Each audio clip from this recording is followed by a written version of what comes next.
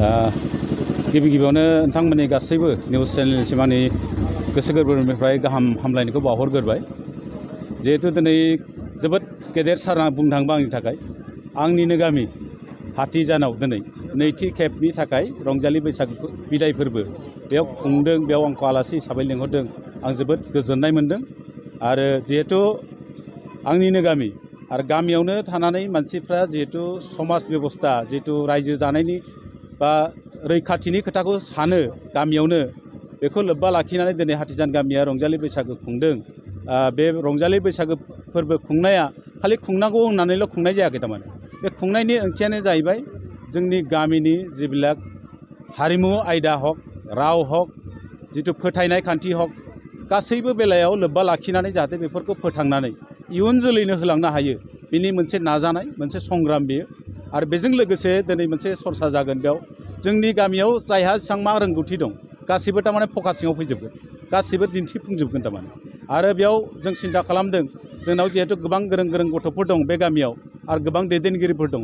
बे दैदेनगिरिफोरनि नाजानायाव, गोरों गोरों गथ'फोरनि नाजानायाव जोंनि इयुन जोलैखौ बोरैहाय साफ्रोमबो गथ' गथायफोरखौ बोरैहाय सुबुं सम्पद हिसाबै दानो हायो साफ्रोमबो सुबुंखौ, बेनि थाखाय मोनसे सिन्था सरसा खालामदों। बे जोबोद गोजोनथाव बाथ्रा। आरो जिहेतु जोंनि गामिया मोनसे आबादजों सोमोन्दो थानाय मोनसे गामि, गासिबो फ्राय मेक्सिमाम आबादारि गोजा। बे आबादारिफ्रा जोंनै आं खावलायदों जे दिनैनि गोदान बोसोरनि जिहेतु आबादजों लोब्बा थानाय मोनसे फोरबो हिसाबै रंजालि बैसागोआ, बे फोरबो हिसाबै आबादखौ जों बोरै मावनानै जों बोरै गावनो साखाफारा आत्मनिर्भरशील बोरै जानो हायो, बेनि थाखाय आं खावलायदों आबादाव गोसो होनो थाखाय। जिहेतु जेरैबायदि दानि सरकारनि दिनाव जिरादफोरनि बेसेनफ्रा जेरैबायदि बांदों, सरासनस्रा सुबुंफोरनि सोलिनायानो जोबोद गोब्राब जादों। थाव गोथाङा 200नि बारलांबाय दामा, मैगं सेरसे जोंनि जायगायाव बायनो थाङोबा 100निफ्राय 150 बिदि जाहैबाय थारमाने। दा बेफोर प्रडाक्सनफ्रा खम जानायखायनो दामफ्रा बारायबाय थादों। जाहाथे प्रडाक्सनफोरखौ बारायनानै बे दाम खमायनायाव जाहाथे जोंनि गामिफ्राबो, जोंनि गामिनि मानसिफ्राबो मदद होयो, आं बेखौ जों खावलायदों थारमाने। जिहेतु आबाद गाहाय जाथिजों मोनसे बर' माहारिया आरो आबादजों सोमोन्दो थानाय फोरबोफोरखौ जों खुङो। खाथि फोरबो होन, मागो फोरबो होन, बैसागो फोरबो होन, जोंनि बर'नि मेक्सिमाम फोरबोफ्रानो बा आसामावबो मानियो बिहुखौ, नङा होमबा? बेफोर फोरबोफ्रा जिहेतु आबादजों सोमोन्दो थानाय, बे आबादजों सोमोन्दो थानाय आरो आबादारिफ्रासो जोंखौ फोथांना लाखिदों। आबाद मावनानै आंनिखौ जोंहा खुंगा नैथि बैसागु फोरबो फालिथाय हाथिजान गामिया नैथि खेब जोंहा खुंनाय जादों।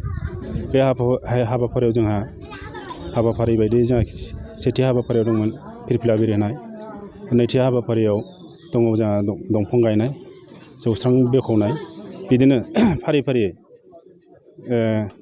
गेलेनाय आयदा दं जोंना माखासे, जेरैहाय जिदु बुख्रुबनाय, थालिर दंफां गायनाय, दिरुं बोनाय, हांसो हमनाय आरो लोगोसे बैसागो बादायनाय दङ। बेयो फारि फारि हाबाफारि जोंना उननि हाबाफारियाव जालांबाय थागोन।